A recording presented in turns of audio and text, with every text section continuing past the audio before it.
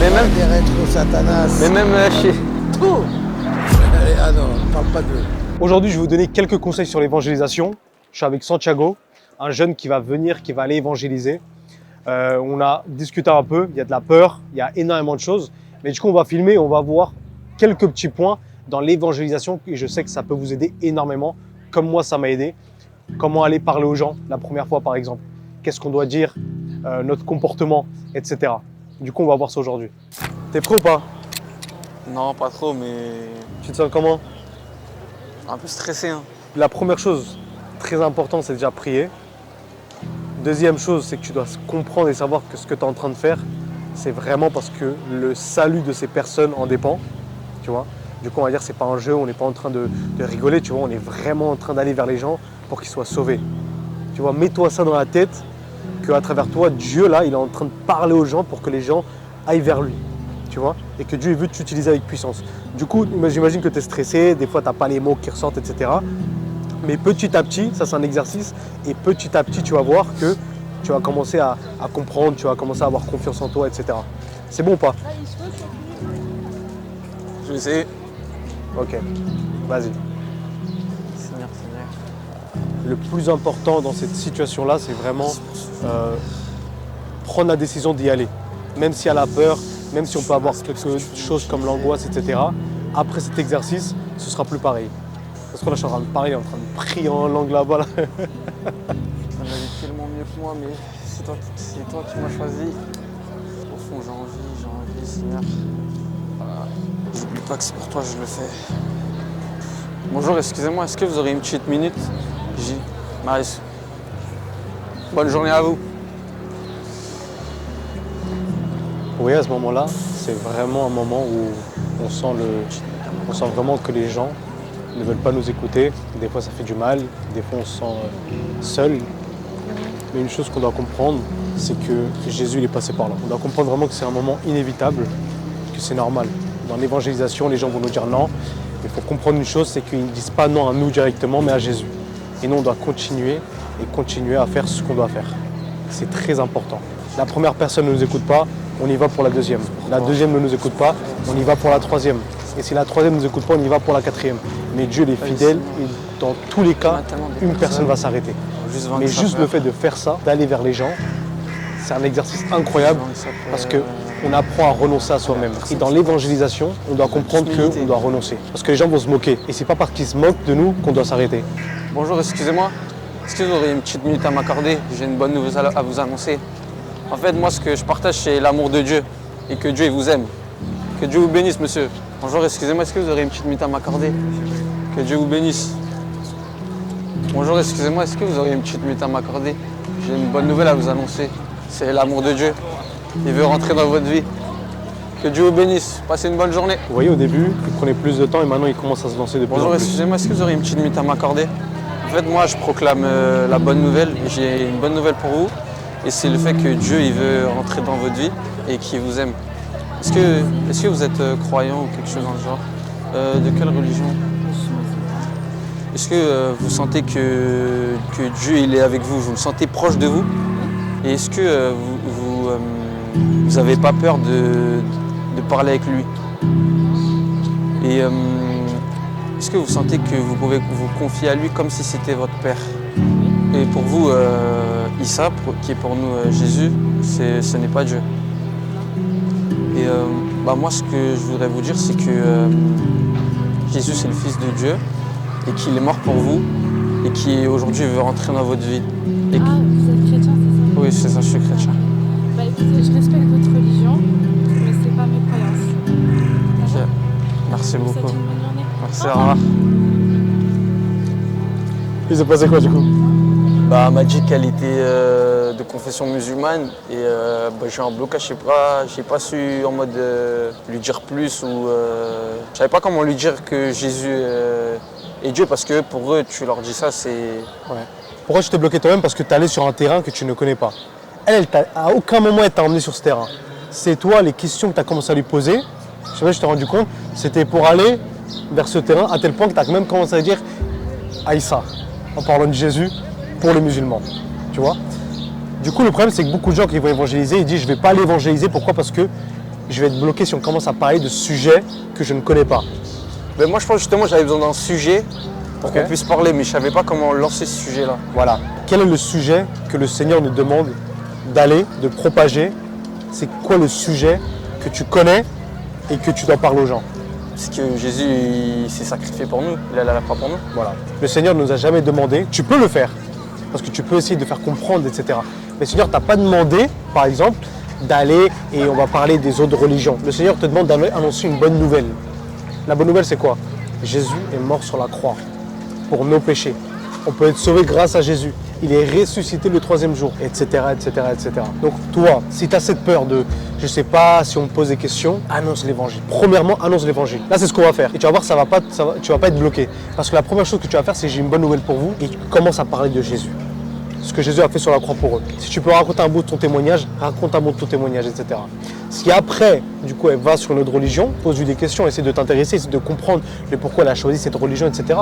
Et sois honnête dans le sens où je ne connais pas. La seule chose que je sais, c'est que Jésus est mort sur la croix pour vous, qu'il vous aime et que vous pouvez le rencontrer. Tu vois? Donc, essaie de rester dans la zone, on va dire, que le Seigneur nous a demandé de rester. Et ensuite, après, quand tu vas avoir plus de connaissances, etc., tu pourras aller parler avec les musulmans, etc., de leur religion, etc. Mais là, s'il y a un musulman, annonce-lui l'évangile de Jésus. S'il y a un athée, annonce-lui l'évangile de Jésus. S'il y a un bouddhiste, annonce-lui l'évangile de Jésus. Et après, petit à petit, tu vas commencer à connaître des choses sur d'autres religions et tu vas pouvoir approfondir. Ok? Ne va pas sur d'autres terrains parce que ça va te bloquer. Reste sur le terrain de Jésus-Christ, sur la bonne nouvelle, sur l'évangile. Voilà, annonce l'évangile. Ok? On réessaye. Là, je sais que la peur, elle a baissé. Continue, continue, continue, continue. Ok? Allô? Allô? Ouais, dis-moi. Là, j'ai une question. Genre, j'annonce l'évangile, tout ça, et quand je lui dis la personne, elle est morte sur la croix pour nous, imagine la personne, elle n'a pas de réaction. Si tu dois relancer la conversation, tu dis, bon, madame, Jésus il est mort sur la croix pour vous, mais dis-lui pourquoi il est mort. Parce qu'elle allait être condamnée, mais il faut que tu le dises avec détermination.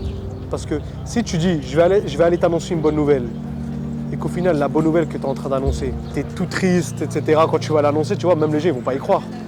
Si c'est une bonne nouvelle, il faut que tu y ailles avec l'attitude que c'est une bonne nouvelle. La Bible dit que Jésus il avait l'autorité quand il parlait. Et les gens, ils étaient waouh, incroyable, surpris. Après, c'est petit à petit. Mais là, maintenant, ce qu'on va faire, c'est ça. Va vers les gens, il n'y aura aucun blocage. Parce que là, tu vas te focaliser sur l'évangile. Qu'il est mort sur la croix, qu'il est ressuscité. Tu peux lui dire qu'il est vivant. Ça veut dire qu'il va avoir une relation. Après que tu aies parlé de la mort de Jésus, parle de la relation. Il y a plein de choses que tu peux dire. T'es prêt? Ouais. Vas-y. J'ai une bonne nouvelle à vous annoncer. C'est que le fait que Jésus il est mort sur la croix pour vous. Ouais, Est-ce que vous connaissez un peu de Jésus? c'est pas vrai. Non, pas trop, mais En fait, Jésus c'est le Fils de Dieu. Et il a été... je me m'allonge. Oui.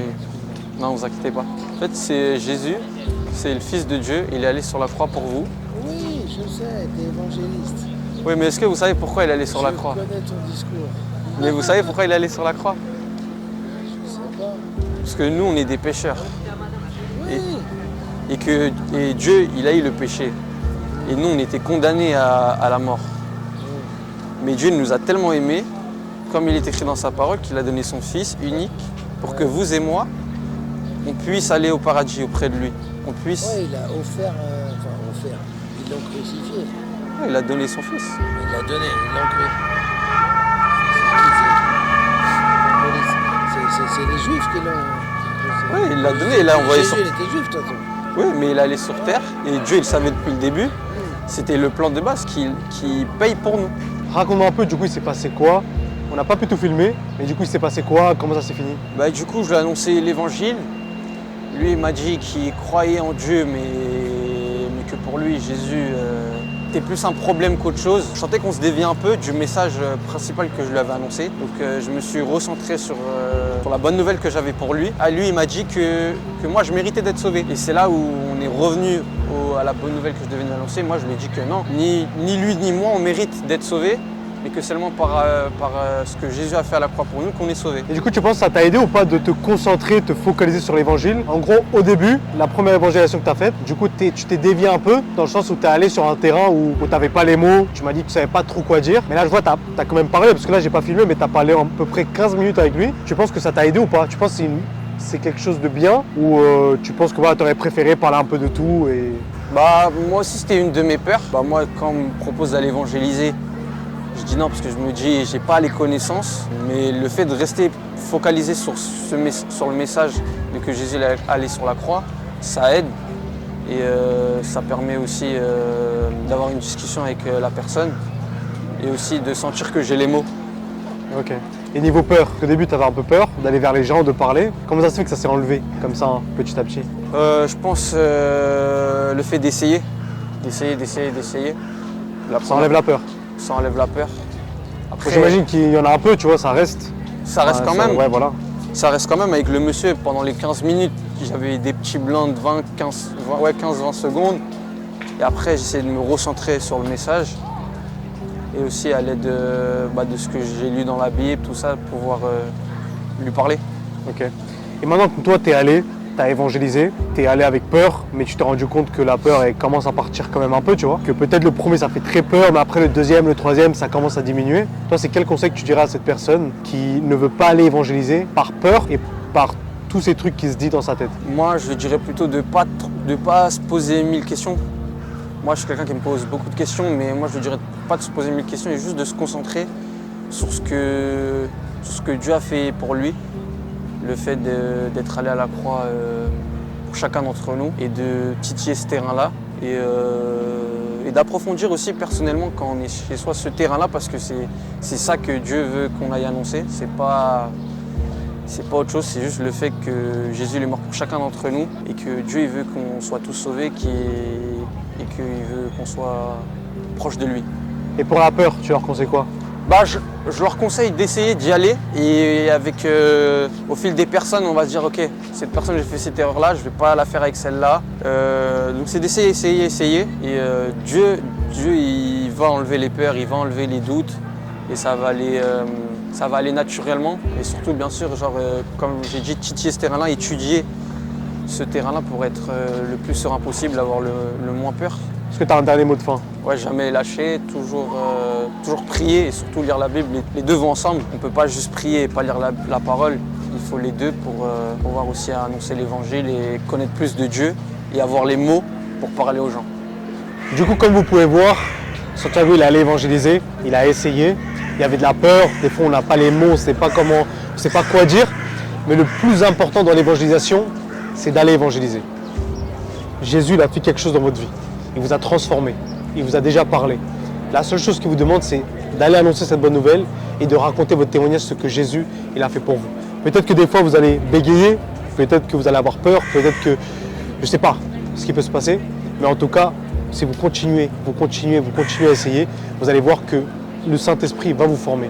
C'est vraiment qu'on commet des erreurs, qu'on apprend, et c'est vraiment qu'on prend la décision d'obéir à Dieu, que là, le Saint-Esprit commence à travailler en nous.